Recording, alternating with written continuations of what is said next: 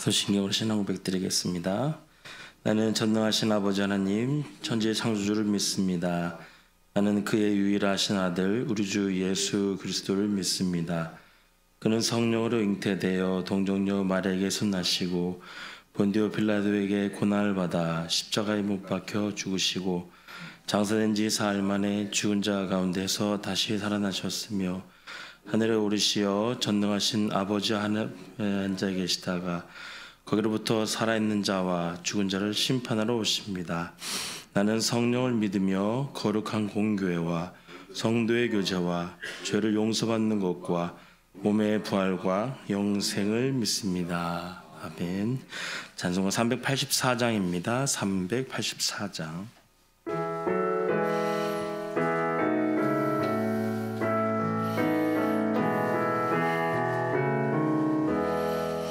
나의 갈 길 다가도록 예수 인도하시니 내 주 안에 있는 긍휼 어찌 의심하리요. 믿음으로 사는 자는 하늘 위로 받겠네.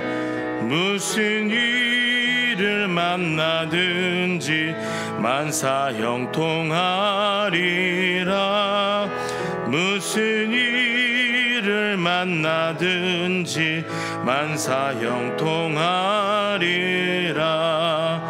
나의 갈 길 다가도록 예수 인도하시니 어려운 일 당한 때도 족한 은혜 주시네.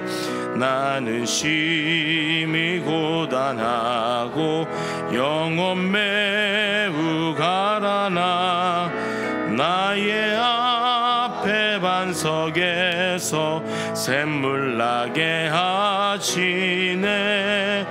나의 앞에 반석에서 샘물 나게 하시네. 나의 갈 길 다가도록 예수 인도하시니 그의 사랑 어찌 큰지 말로 할 수 없도다. 성령 감화 받은 영혼 하늘 날아갈 때에 영영 부를 나의 찬송 예수 인도하셨네. 영영 부를 나의 찬송 예수 인도하셨네. 아멘. 하나님 말씀 시편입니다. 시편 68편 1절에서 18절까지의 말씀. 시편 68편 1절에서 18절까지의 말씀 함께 교독으로 보신 후에 맨 마지막 절을 함께 합독으로 읽겠습니다. 하나님이 일어나시니 원수들은 흩어지며 주를 미워하는 자들은 주 앞에서 도망하리이다. 연기가 불려가듯이 그들을 몰아내소서. 불 앞에서 미리 녹음같이 악인이 하나님 앞에서 망하게 하소서. 의인은 기뻐하여 하나님 앞에서 뛰놀며 기뻐하고 즐거워할지어다. 하나님께 노래하며 그의 이름을 찬양하라. 하늘을 타고 광야에 행하시던 이를 위하여 대로를 수축하라. 그의 이름은 여호와이시니 그의 앞에서 뛰놀지어다. 그의 거룩한 처소에 계신 하나님은 고아의 아버지시며 과부의 재판장이시라. 하나님이 고독한 자들은 가족과 함께 살게 하시며 갇힌 자들은 이끌어내사 형통하게 하시느니라. 오직 거역하는 자들의 거처는 메마른 땅이로다. 하나님이여 주의 백성 앞에서 앞서 나가사 광야에서 행진하셨을 때에 땅이 진동하며 하늘이 하나님 앞에서 떨어지며 저 신의 산도 하나님 곧 이스라엘의 하나님 앞에서 진동하였나이다.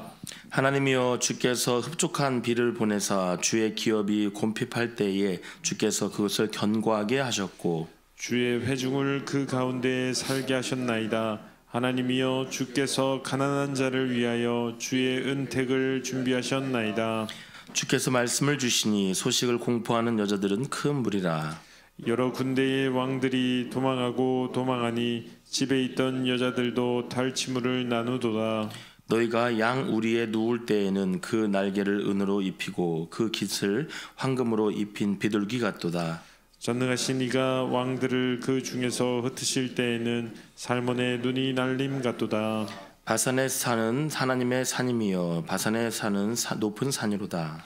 너희 높은 산들아 어찌하여 하나님이 계시려 하는 산을 시기하여 보느냐. 진실로 여호와께서 이 산에 영원히 계시리로다. 하나님의 병거는 천천히요 만만이라. 주께서 그 중에 계심이 신의 산 성소에 계심 같도다. 함께 읽겠습니다. 주께서 높은 곳으로 오르시며 사로잡은 자들을 취하시고 선물들을 사람들에게서 받으시며 관역자들로부터도 받으시니 여호와 하나님이 그들과 함께 계시기 때문이로다. 아멘. 기도하겠습니다. 좋으신 아버지 하나님, 은혜를 감사합니다. 지난 간밤에도 저희들을 주님 품 안에서 편히 쉬게 해주시고 또 이 새벽에도 저희들을 주 앞에 불러주심을 감사합니다. 물을 떠난 고기가 살 수 없음과 같이 저희가 주의 은혜가 없이는 한순간도 살 수 없음을 고백합니다. 이 새벽에도 말씀과 기도 가운데 저희들을 만나 주시며 주의 성령으로 충만케 하여 주시옵소서.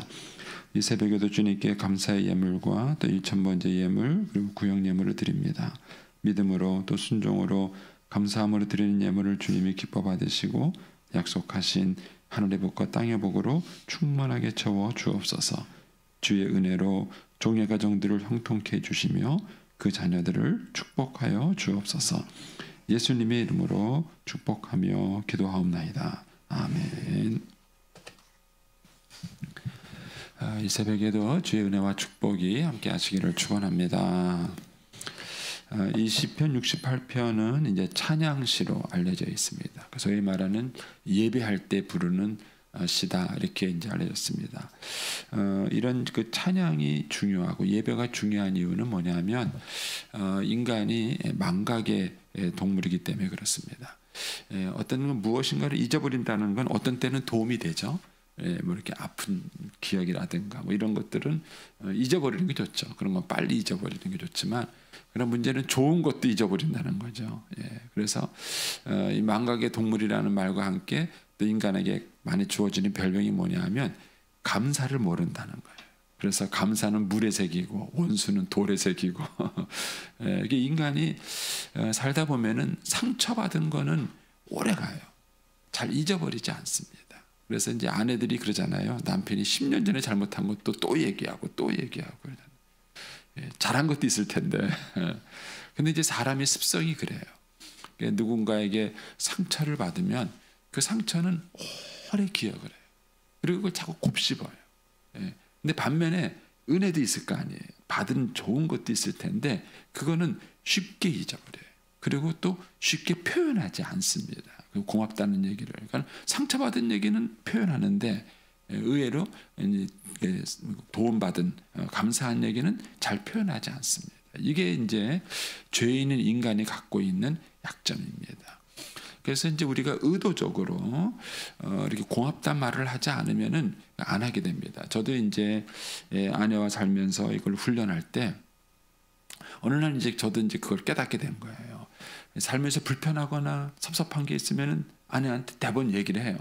그런데 고마운 얘기는 잘 안 하게 되더라고요.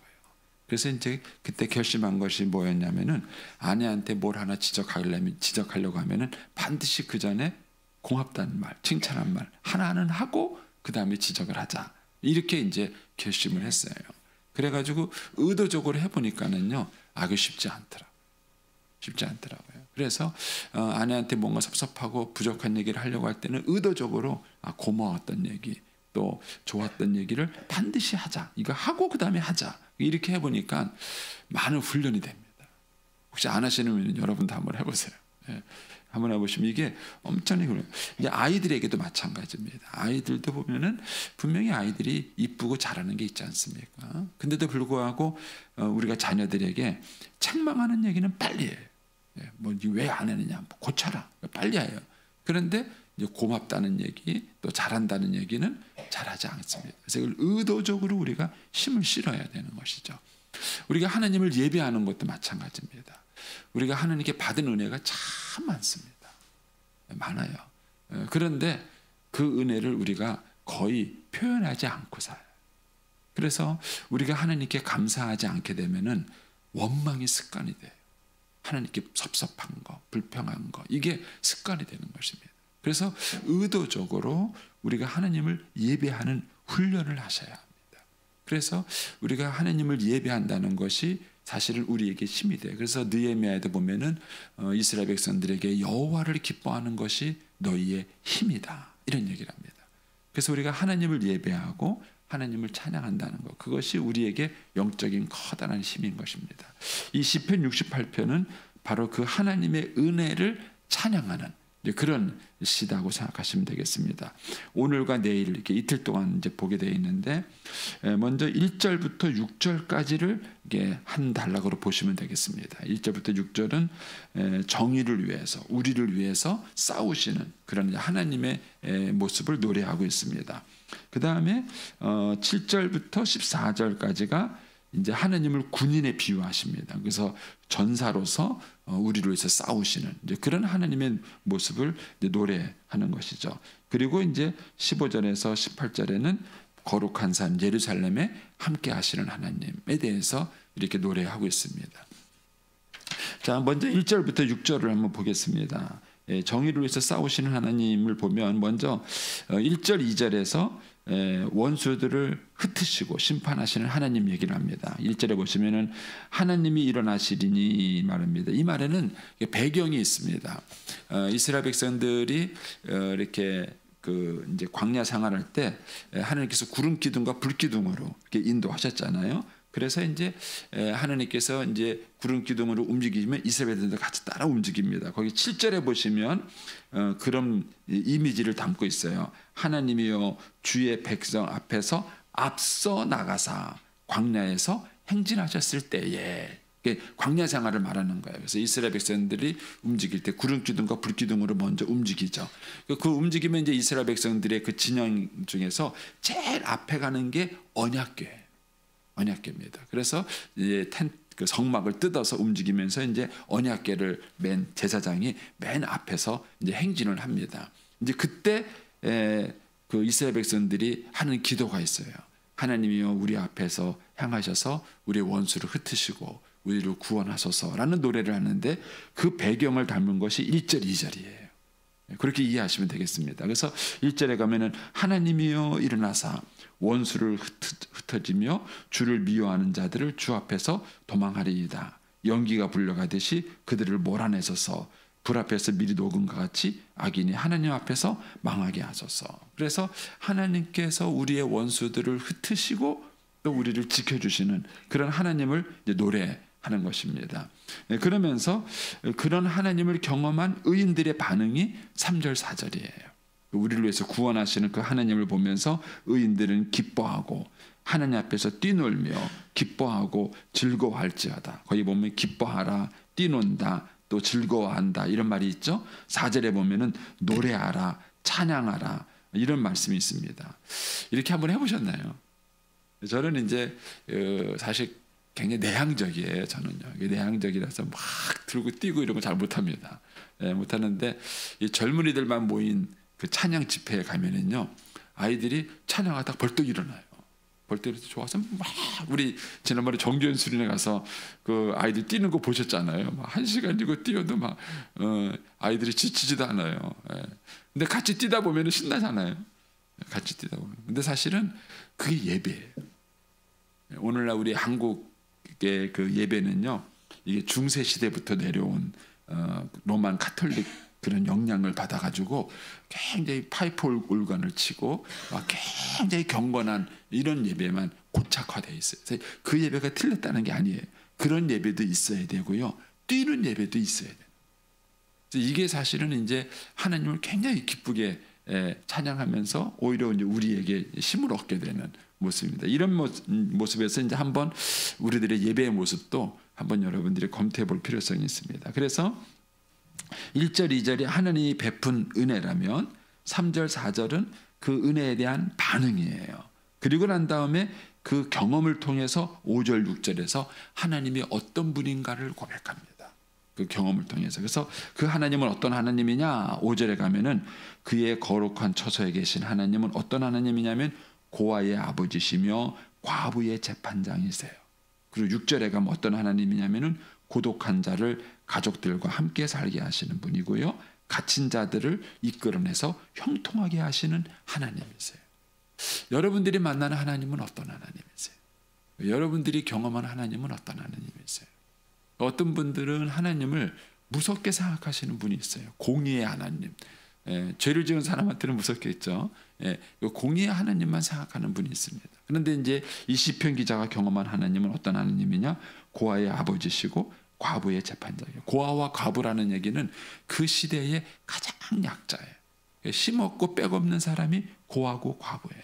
그래서 가장 억울한 일을 당하는 사람들이죠. 그런데 바로 그런 고아의 아버지가 되셔요. 그래서 그 고아를 돌보시는 분입니다. 이제 그 조지 물러 아시죠? 고아의 아버지라고 불렸던 조지 물러가 이제 원래는 독일 사람이에요. 그 사람이 독일 사람인데 영국에 선교하러 갔다가 거기서 이제 그 뭐죠? 고아들을 봐요. 전쟁 고아들을 봅니다. 그래서 처음에는 이제 그 부모가 돌보지 못하는 그 아이가 불쌍해서 한두 명씩 자기 집에 데리고 와서 그냥 먹이고 입힌 거예요. 그런데 전쟁 고아가 너무 많은 거예요. 근데 그 아이들을 이제 자꾸 한 명, 두 명 데려오다 보니까 감당을 못 하잖아요. 어떻게 혼자 그 많은 고아들을 감당할 수 있겠습니까? 그래서 이제 그거 가지고 이제 조지 물러가 기도하다가 이 말씀을 봐요. 이 말씀. 하나님이 고아의 아버지시다. 그래서 조지 물러의 논리는 간단해요. 하나님이 아버지시라면 아버지가 자식을 굶기겠는가? 그게 그 사람의 논리예요. 그래서 늘 이 문제를 가지고 하나님께 기도해서 하나님 아버지시죠. 지금 이 아이들이 먹을 게 없습니다. 이 하나님의 아이를 지켜주세요. 그래서 조지 물러가 늘 기도했고요. 그렇게 해가지고 많은 고아들을 2,500명인가요? 정확히 숫자는 기억이 안 나는데 그 많은 고아들을 매일 먹여 살렸어요. 먹여 살렸어요. 근데 그 조지 물러가 하나님께 기도할 때마다 얘기했던 성경 구절이 이거였어요. 하나님 아버지시죠. 고아의 아버지라 그러셨잖아요. 하나님 아버지신데 이 고아들을 지금 먹을 게 없는 이 아이들을 굶기실 겁니까? 그게 조지 물러의 기도예요. 그리고 하나님께서 기적적으로 그 기도에 응답하신 것입니다. 그래서 여러분 중에서도 이런 말씀이 이렇게 확 여러분에 와닿았으면 좋겠어요. 여러분 정말 하나님이 고아의 아버지라고 믿어지세요. 고아의 아버지시고 과부의 재판장. 과부가 얼마나 억울해요. 그래서 예수님 비유에도 나오잖아요. 한 불의한 재판관이 있어서 과부가 억울한 일을 당했는데 공정하게 재판해 주지 않는. 우리 사회에서도 그런 일이 많잖아요. 힘없고 빽없으면은 뭐 유전 무죄, 무전 유죄 뭐 이런 말이 나올 만큼 그 약자들이 어려움을 겪는 것입니다. 그런데 하나님은 그런 고아의 그 과부의 재판장이 되시는 거예요. 공의롭고 의롭고 정당하게 재판해 주는 이것이 이 시편 기자가 경험한 하나님인 것입니다. 그래서 6절 마지막에 이 얘기를 하는 거예요. 오직 거역하는 자들의 거처는 메마른 땅이로다. 이런 하나님을 멀리하고 이런 하나님을 도외시하고 살아가는 사람의 인생은 뭐냐면 메마른 광야에서 살아가는 그런 인생 같다는 것입니다. 그런데 이런 하나님을 의지하면서 살아가는 자는 뭐죠? 반대죠. 다윗의 고백처럼 푸른 초장으로 우리를 인도하시는 하나님을 경험하는 것입니다. 여러분들이 예배하는 하나님은 어떤 하나님이신가? 여러분들이 예배하고 찬양하는 하나님, 여러분들이 경험한 하나님은 어떤 하나님인가? 한 걸음 더 나가서 부모님들이 자녀들에게 보여주는, 부모님들이 자녀들에게 간증하는 하나님은 어떤 하나님인가? 이 하나님을 아이들이 그대로 배우는 거예요. 그래서 이 시편 기자가 이 하나님의 은혜를 간증하면서 이것을 다시 역사 속으로 끌고 들어갑니다. 그게 이제 7절 이하예요. 이 7절 이하는 이스라엘의 역사 속에서 경험되어진 그 하나님을 노래합니다. 그래서 그 하나님 어떤 하나님이냐? 7절에 하나님이여 주의 백성 앞에서 앞서 나가실 때에 광야에서 행진하셨을 때에, 그때가 언제예요? 이스라엘 출애굽해서 광야 생활한 소위 말하는 출애굽기 민수기에 있는 그 사건을 말합니다. 그 사건 속에 있었던 하나님을 얘기합니다. 그때 그 하나님은 어떤 하나님이냐? 땅이 진동하고 하늘이 하나님 앞에서 떨며 저 신의 산도 하나님 곧 이스라엘 앞에서 진동하였나이다. 그러니까는 모든 권력들이 흔들리는 그런 얘기를 이제 시적인 언어로 얘기하시는 거죠. 9절에 가면은 하나님이여 주께서 흡족한 비를 보내사 주의 기업이 곰핏할 때에 주께서 그것을 견고하게 하셨나이다.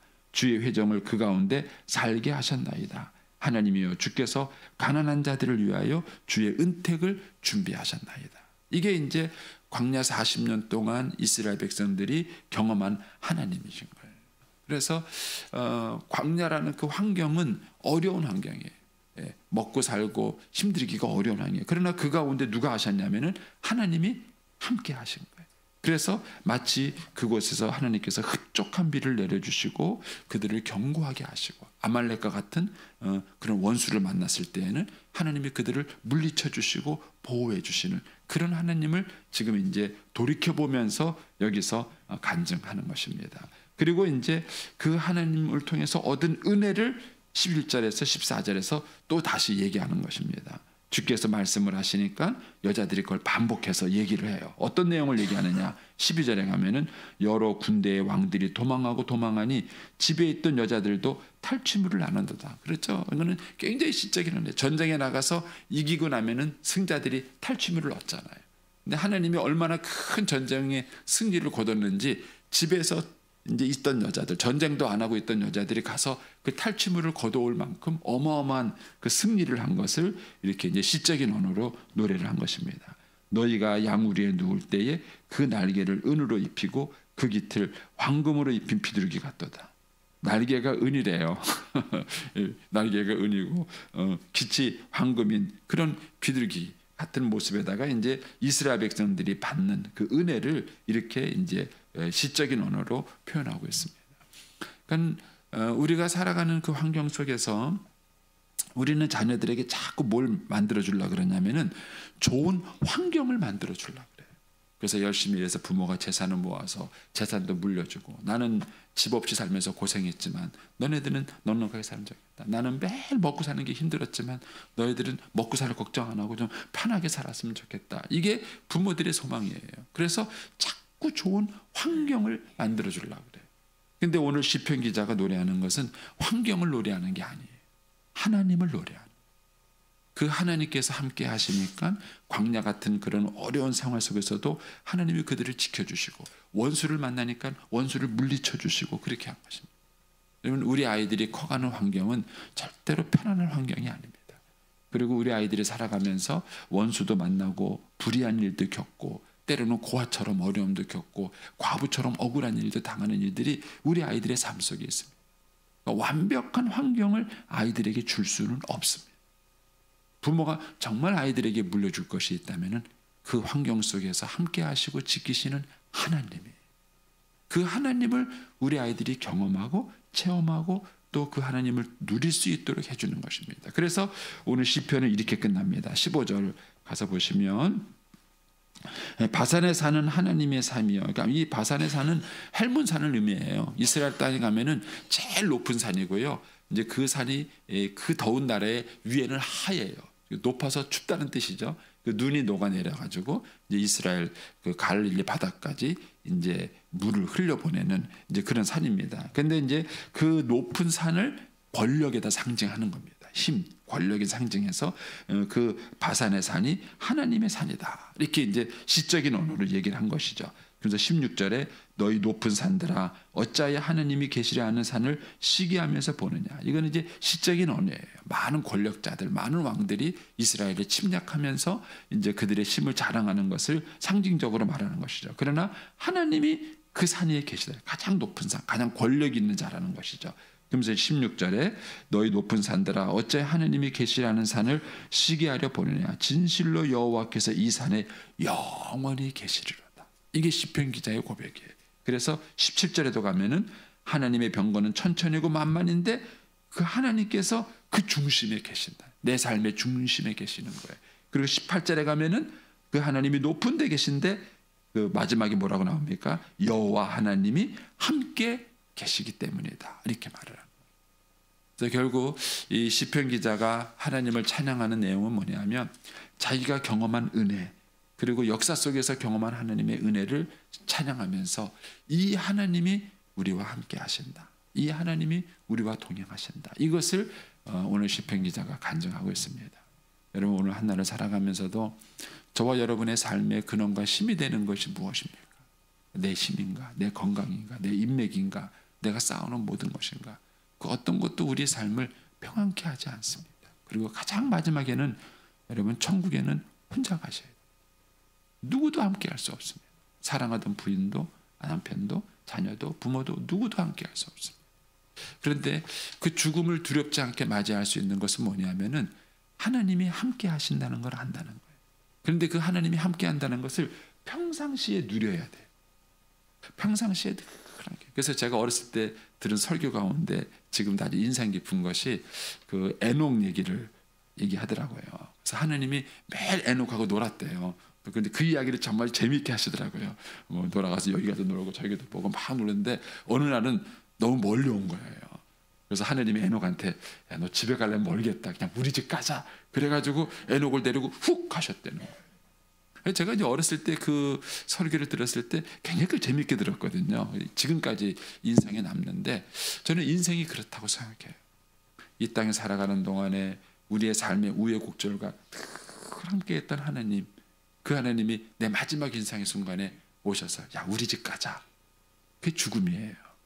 그래서 저와 여러분이 죽음 앞에서 두려워하지 않는 방법은 뭐냐면은 평상시에 하나님과 친하게 지내시는 거예요. 그 하나님과 함께하는 것이 내 삶의 기쁨이고 원동력이 되셔야 돼요. 그럴 때 그 하나님이 마지막 죽음의 순간에 나를 데리러 오시는 거예요. 그리고 나와 함께 하시는 그것만이 우리의 유일한 힘이고 능력인 것입니다. 여러분 오늘 한 날도 이 하나님과 함께 동행하고 또 기쁨의 한 날이 되시기를 축복합니다. 기도하겠습니다.